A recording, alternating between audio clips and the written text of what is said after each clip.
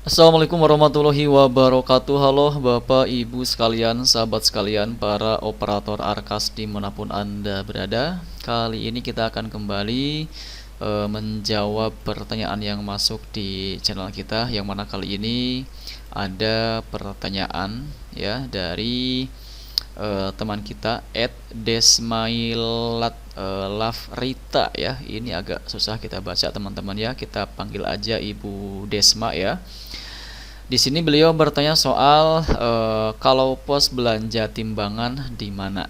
Jadi maksudnya adalah beliau bertanya soal cara untuk menambahkan ya perencanaan anggaran untuk pembelian timbangan itu masuknya di kegiatan apa, di rekening belanja apa. Nah, untuk teman-teman yang mungkin saat ini juga ingin menambahkan penganggaran untuk pembelian timbangan namun bingung dimasukkan di rekening belanja yang mana, silahkan simak sharing kita kali ini sampai selesai, jangan di skip tentunya.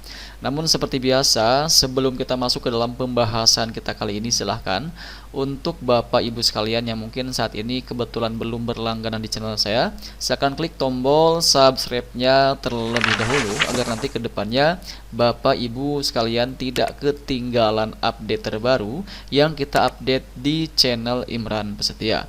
Baiklah, mari kita mulai saja sharing kita kali ini.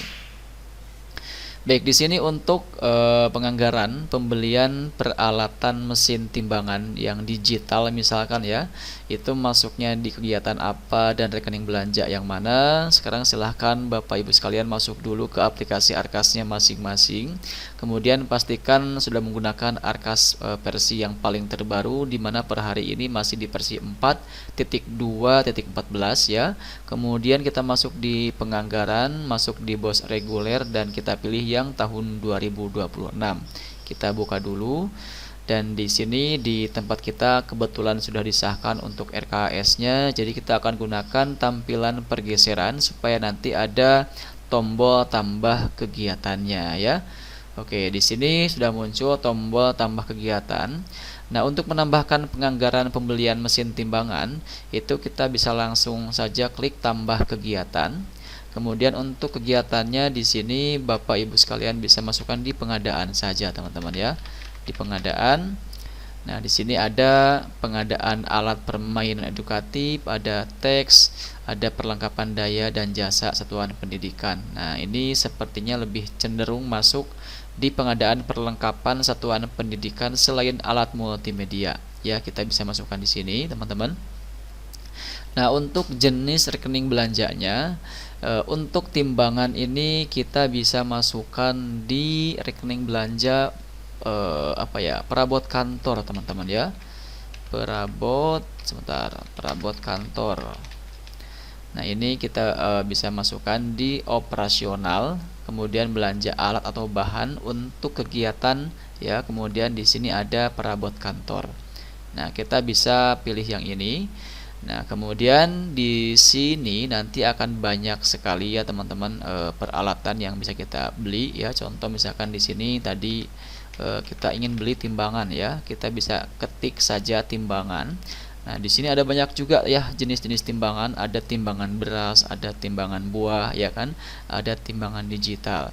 Nah, ini tergantung dari keperluan Bapak Ibu sekalian, apakah Bapak Ibu sekalian itu ingin menganggarkan untuk timbangan beras ya, barangkali mungkin mau jualan beras ya, atau mungkin mau timbangan digital ya untuk kegiatan posyandu, kegiatan di sekolah yang memang memerlukan alat timbangan digital ya. Nah, di sini ada banyak ya timbangan digital, ada timbangan duduk ya kan. Yang duduk itu biasanya ada yang pakai ya, pokoknya untuk teman-teman yang mungkin sering ke posyandu pasti tahu lah ya. Ada timbangan entog ya. Timbangan entog ini ya biasanya sering digunakan di pasar-pasar, di penjual-penjual ya.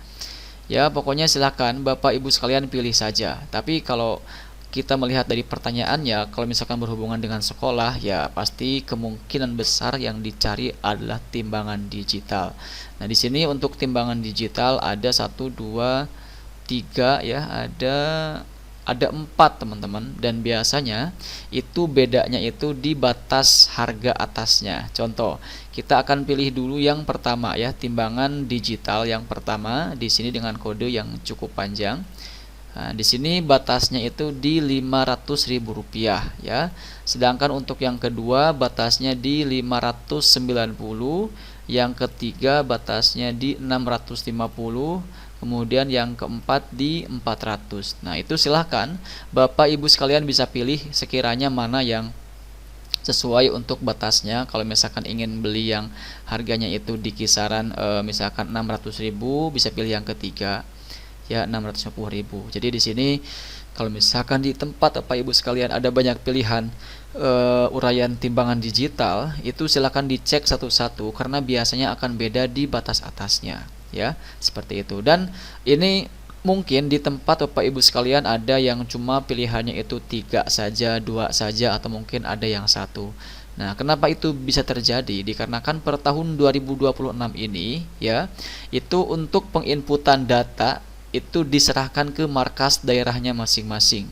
Jadi jangan heran kalau misalkan di saat kita memberikan sebuah informasi di tempat kita ada, di tempat Bapak Ibu sekalian itu tidak ada. Nah, kemungkinan kalau misalkan tidak ada berarti di markas daerahnya Bapak Ibu sekalian ya, itu mungkin masih proses update ya. Nah, kalau misalkan demikian, itu bagaimana solusinya? Nah, itu bisa Bapak Ibu sekalian menghubungi ya operator markas daerahnya, minta untuk mereka menambahkan uraian yang diperlukan, seperti itu. Itu pun jika seandainya memang tidak ada ya, seperti itu.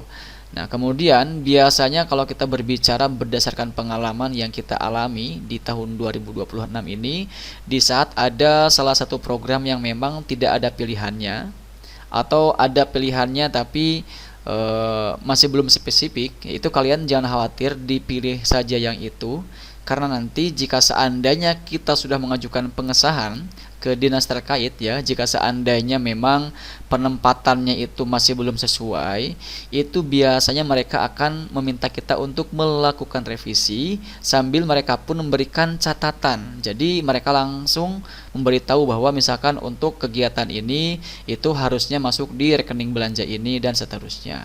Seperti itu ya, itu yang kita alami, pengalaman kita saat mengajukan pengesahan yang pertama, karena kita pun kalau tidak salah sampai 2 kali revisi ya. Revisi yang pertama waktu itu ada salah penempatan untuk di bagian kegiatan, yang mana mereka menyarankan untuk mengalihkannya ke kegiatan yang lain ya, seperti itu. Jadi pokoknya di saat ada revisi biasanya mereka akan memberikan instruksi seharusnya itu harus bagaimana. Seperti itu ya. Baik, mungkin itu saja yang bisa kita sampaikan di kesempatan kali ini. Semoga ini bisa bermanfaat buat Bapak Ibu sekalian dimanapun Anda berada ya. Dan kalau misalkan masih ada yang ingin ditanyakan, silakan bisa bertanya kembali pada kolom komentar yang tersedia di video kita kali ini. Dan nanti jika seandainya perlu kita bahas lebih lengkap, kita akan bikinkan pembahasannya khusus di update video berikutnya. Jadi jangan lupa untuk subscribe channel ini supaya kalian tidak ketinggalan update terbaru di channel Imran Setia. Wassalamualaikum warahmatullahi wabarakatuh.